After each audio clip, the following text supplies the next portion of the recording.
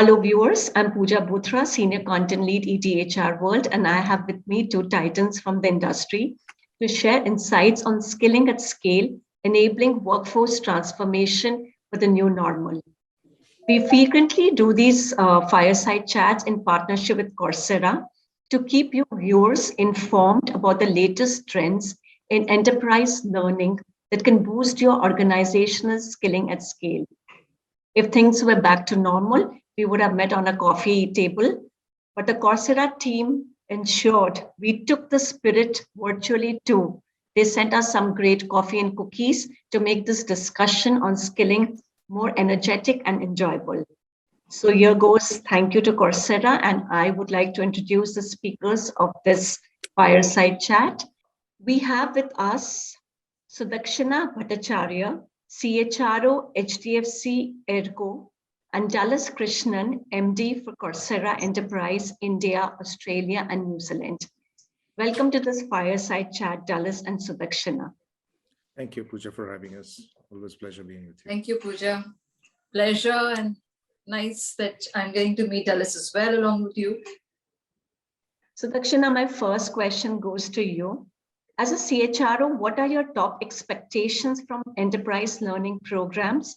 What are the top challenges you would expect these programs to solve for in the organization? So I think the good offering that an enterprise learning program can have possibly for an organization is simplified learning, customized learning, and something which can kind of, bring the different, the employee groups across the organization together through a common learning. Say, typically like, if it is a values alignment, for instance, if we partner with somebody who can make sure that this values alignment workshop is done across the organization of the size and scale, that is something that, a partner can actually do. Because I think today people learn differently. They learn what they want to learn. They want to learn the way they want to learn. They want to learn the way they want to learn at their pace, at their behest. It's no more a regimented learning that an organization would mandate. People need a lot more, want a lot more flexibility. And there lies the challenge again. Like, we would obviously still, an institution would want people to learn a few things which are common, which are mandated from the organization. But the good thing is that, and learning partners like yourselves, you all have just so much variety to offer to people that, as an organization, even if my challenge is that I have to let people do a particular course, I can always incentivize by saying, listen, you know what, you do A because the organization needs you, but this platform provides you B, C, D, E, F from where you can choose. So I think this mix is something which is wonderful. And this is what, as an organization, we're also looking at providing our people. So simplified, customized, and variety at the same time, I think it's something that I would look at. Very interesting. So Dakshina, these are the keywords: simplified, flexible, variety. So, everybody wants these things. Dallas, it'll be great if you help us understand how the skilling landscape has evolved in the current times based on your, partnerships that you are having with clients across industries. So what are the signs that you see that are emerging in the changing skilling landscape? Sure, Pooja. I think, and last 24 months probably has been the most transformative in the space and most impactful in many, many ways. But at the same time, even prior to the shift to a very different learning mechanism that evolved and got accepted in the last 24 months, we already were seeing some signs of a few changes in the way the skilling was being adopted, right? So number one was that the skills of tomorrow are getting reshaped. And bulk of that, there is a huge impact of technology there, right? This weekend I was out for lunch with my wife, and this is like a huge open area. There are about 115, 120 tables that they have, in a club kind of a setup. And there were just 3 people managing that entire the lunch setup, right? There were people who were there to come and serve you food and move, but there was no one, not one person to take your orders. There were just two people who were there. If you had a query, you could probably call them and have, and mostly they were main responsibilities were seating. And what happened was almost every table had a QR code. There was a designated table number, you scan it, you place your order. So the entire process of what would have been a heavily human interfaced engagement in the past world has got automated. And in some ways, this was an industry that was forced to automate itself in the last 24 months. Now, this automation is something that we are seeing across many entry-level jobs, right? In many, many organizations across industries. And what that is doing is that the entry-level jobs itself are demanding higher levels of decision-making and higher levels of knowledge of different things versus what it used to be earlier.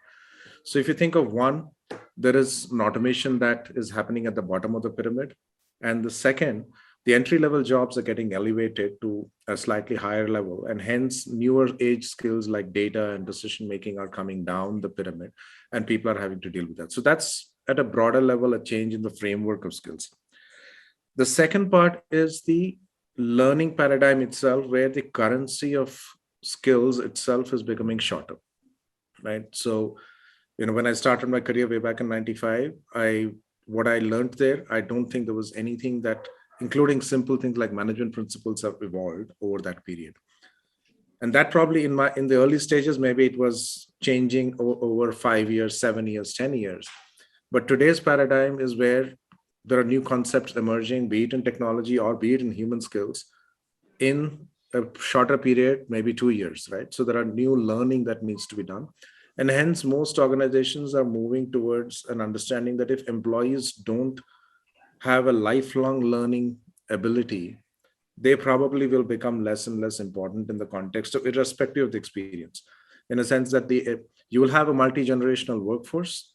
That multi-generational workforce will be not determined by the experience, but it will be determined by who is more able, right? So a 60-year-old could be a more able person just because he's more ready and more able in the context of learning that he is having. So that's the second paradigm that we are seeing, which is being brought in by the skill currency. The third one, of course, is what are the important skills of the future, right? So this is an emerging area. And broadly, as I said in the last point, two broad areas that we see are human and digital, right? While the functional skills, etc., continue to remain important, but if there is one layer of skill that is important across layers, across functions, it's the human skills and the digital skills, right? Human skills like problem solving, thinking creatively, stuff like that, right? So those are becoming interpersonal engagements. Those are becoming important. On the other hand, on digital skills, like for a simple thing like a marketing, you need to start being aware of social media, which is a very different paradigm that they will have to deal with as the world evolves in the future. So there is an element of technology coming in many, many jobs, and hence having to pick up new digital skills. It's not about learning coding, it's about operating digitally. And then similarly, human skills are becoming more important because that is where the differentiation and adaptability and agility comes in an organization. So broadly, I would put that in those three frameworks of changes that we're seeing. Thanks, Dallas, for taking us through the entire skilling landscape. Sudakshina, I'd like to ask you that how proactively are you using HR data to identify skill gap? To continue further, it'll be nice to know, once you run a skills audit of your workforce, how do you model the data to understand how long it will take to close the skill gap? And what kind of intervention do you use for mobility and filling the positions quickly? So I'll probably try and answer this in a few parts.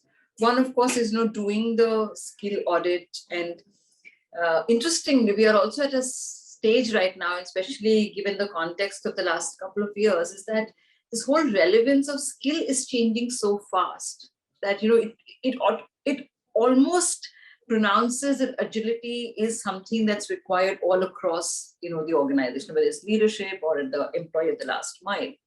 So there are certain common domain and other than domain, like a softer skill.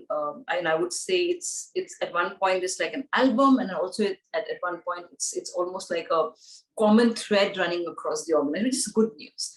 So auditing the common skills across the organization is relatively easy because you have data points like performance records, you have data points like what is going on on the job, which is supervisor's feedback, or any other survey reports, results, and stuff like that. What is challenging, what is interesting for organizations is the album, because it's just changing so rapidly and newer skills are being thrown at on a daily basis. I mean, look at it, the way the data used to be used a couple of years ago versus how data is being looked at today. Did organizations ever think that they will have to look at a skill like publishing an hourly dashboard of people who are, unfortunately getting infected by COVID? Like, where do you buy that skill? Did anybody ever realize that this kind of a skill was required? Though at the face of it, it looks like it's only an MIS or a data that is being put at. But organizations which have very wide range of operations in different cities, different countries, and stuff like that, it's difficult to collate this at a very regular interval. So what is that skill? It's also sometimes undefinable. Having said that, it's, as I said, it's interesting. So it's also interesting because in HR, it forces us to constantly keep looking at what else can this data tell me? How quickly and how efficiently can I connect various sets of data together to bring out an insight which can answer a particular issue today? And thirdly is that what is skill inventory available outside? A is the industry, B outside the industry. Is that skill inventory at all available outside? And if it is, then how smart is the organization to be able to get those skills on board quickly, like you said? But I would still say the nucleus of having efficiency in this entire spectrum that you're talking about lies in the fact that how agile is the organization to be able to spot what is required? How anticipatory is the organization to gauge what is coming up for tomorrow? And thereby, how what is the cultural fabric of the organization, which says that I will anticipate and I will be agile and I will make sure that I will either groom those skills within the organization using data, or I will buy them from outside. So, I would say that the usage of data from a skill, it is more from a numerical oriented or a data oriented or an analytical skill. It has moved to more how creatively can the data be used to throw insights at about the organization. I would think that's the shift that would have happened.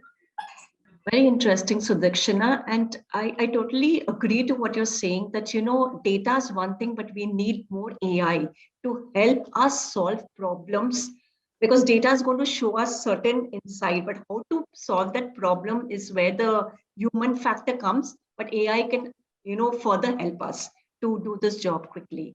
Tell us, today learning has become a CEO agenda. It's become a boardroom agenda. So I would like to ask you, how do you see the evolution of enterprise learning in line with the changing business expectation? Sure. I'll give you 3 points here. And one is, of course, the baseline evolution of the learning frameworks. And I've spoken about this in the past, especially with you. We saw the emergence of initial learning, which was more around open learning frameworks, which was about creating a portfolio of learning paths and learning journeys and leaving it to the learner to choose what he or she wants to do and guide their own respective paths, right? That evolved more into more guided learning, where organizations decided, these are the key areas that I need to transform my skills in, right? So be it in the context of, let's say, data, digital, there are new age skills that started coming in, and companies decided that they needed to make a faster acceleration than an evolution into it. And there they forced a lot of learning through certification-led model, right? In the earlier context, it was, okay, how many hours of learning did, in an open learning, the typical metric people would look at is how many hours of learning did somebody do? Different benchmarks, I've seen 20 hours to 60 hours type of learning being benchmarked in an organization. That moved into saying, okay, here are my industry's core skills, and then saying how many people have certifications in my program. And the certification is not necessarily a publicly available certification. It could be a certified path that you as an organization could curate and give it to your people, right? I've certified on a learning journey, and then that was the second part that we saw. If that evolved now in the last few years is, and especially with the evolution of technology, is the ability to now attach learning and the skilling to come together, right? Fundamentally, by virtue of a data platform being available, people started creating skill graphs, right? For example, the Coursera platform has about 80,000 skill graphs, right? So to, Sudakshina's point, that it's like a skill inventory. Because there are 92 million learners on the platform, there are about 4,000 companies on the platform, right? And some of the top institutions who author on the platform, we kind of have a visibility in terms of what is the skill inventory in this world, not necessarily the world, but at least in the Coursera world. That gives us that indicates to us what is the in-demand skills for an industry. So it's platformizing that ability to create a skill inventory. And that has led to organizations moving the learning to more skills first learning. They're saying that, okay, here is my roles. You build a capability framework in the organization across various roles and functions. Now you define what the key skills and skill sets are. For example, given my technology background, I'll probably be a little biased in using this example. A data analyst is a role, entry-level role that we may want to get, right?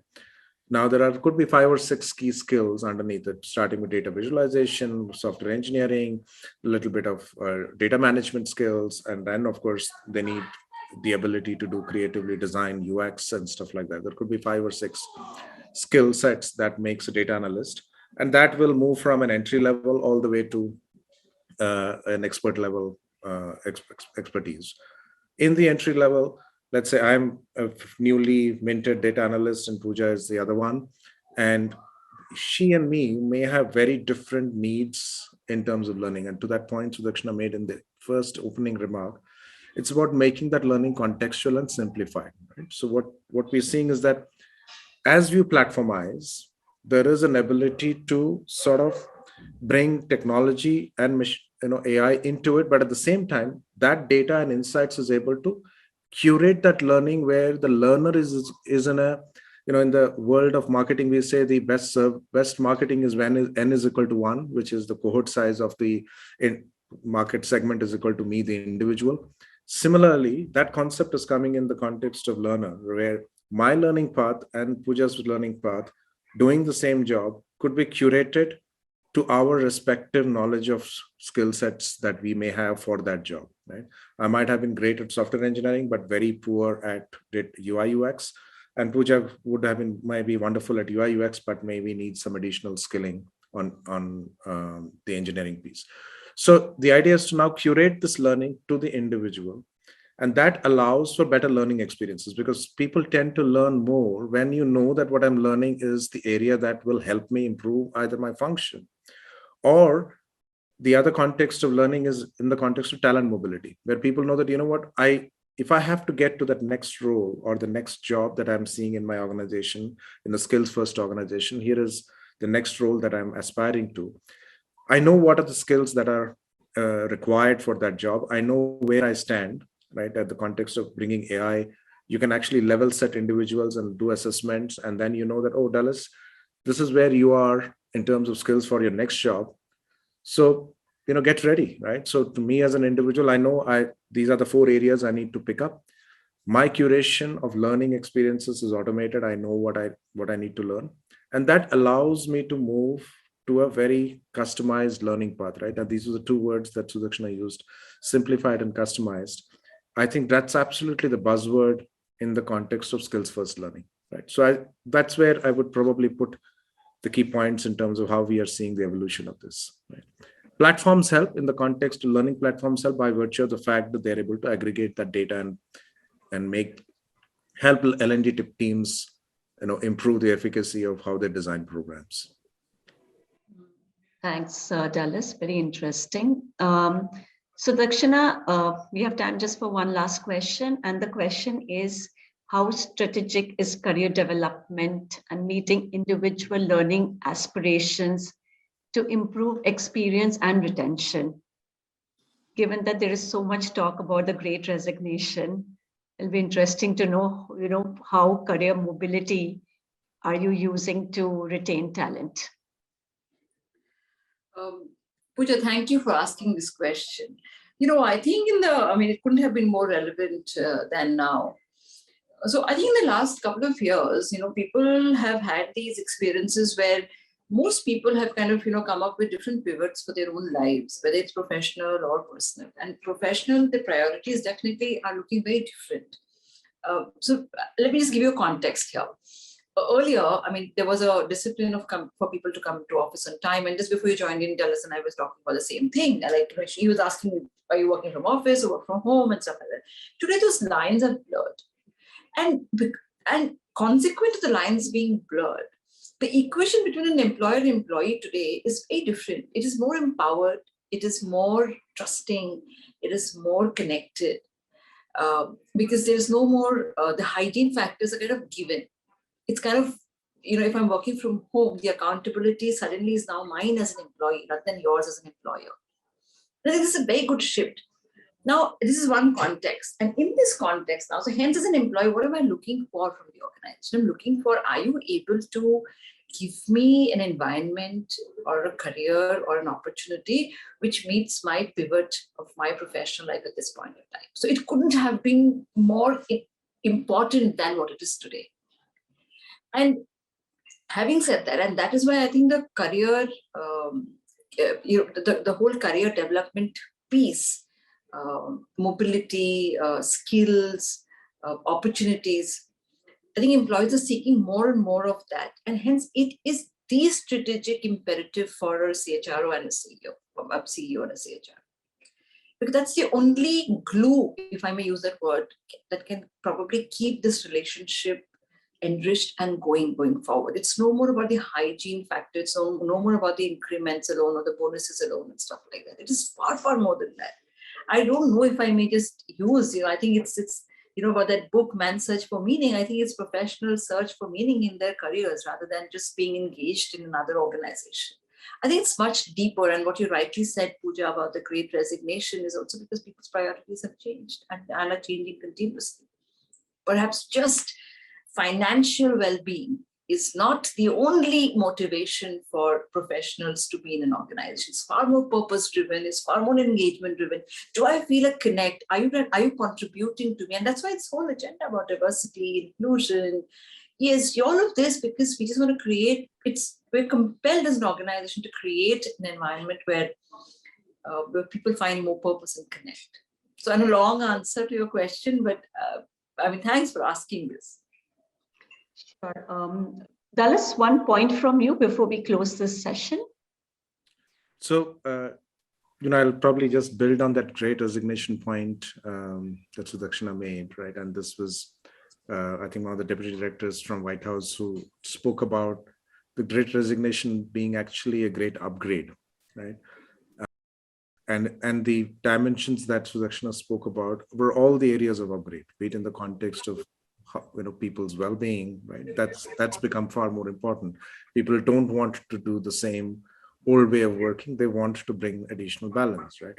It's about upgrade in the context of what else could I learn and improve and do a completely different job and improve my financial well-being. It's not the only thing, but it's an important thing that will allow me the opportunity and a choice to get there. So there is an element of upgrade that we're seeing. Maybe just an extended context of that is we're starting to see financial companies, performance of companies finally linking back to the talent that they have. Right? There was analysis that we did of stock performance of companies and then we benchmarked that against the skill levels of those people of those companies in our 92 million learner database. And there was a direct correlation. We found that the companies which really had the more cutting edge skills on our platform, and we looked at the stock performance of those companies in the market, we found those companies to be better performing overall. So there was a direct correlation of that. There are, of course, other metrics that we know that comes into the play, in addition to, the softer metrics that we spoke. There is a real outcome in the context of retentions being improved, right? So there is a cost of training being much lower, training being more impactful as a result of productivity improving. So there is a study that we did with IDC and a few of our customers, and we found it was an astounding 746%, right? Kind of returns that we saw in terms of how this was evolving. So there's some data for you, that we see, but absolutely some brilliant points from Sudakshina today. Thank you, Dallas. Thank you, Sudakshina, for joining us in this session. It was really insightful. Viewers, as usual, I hope you found this session informative. This time we had a very, very accomplished leader from the BFSI industry, along with Dallas. And do keep tuned and keep watching for our next episode with another leader from another industry. Thank you so much. Thank you. Thank you.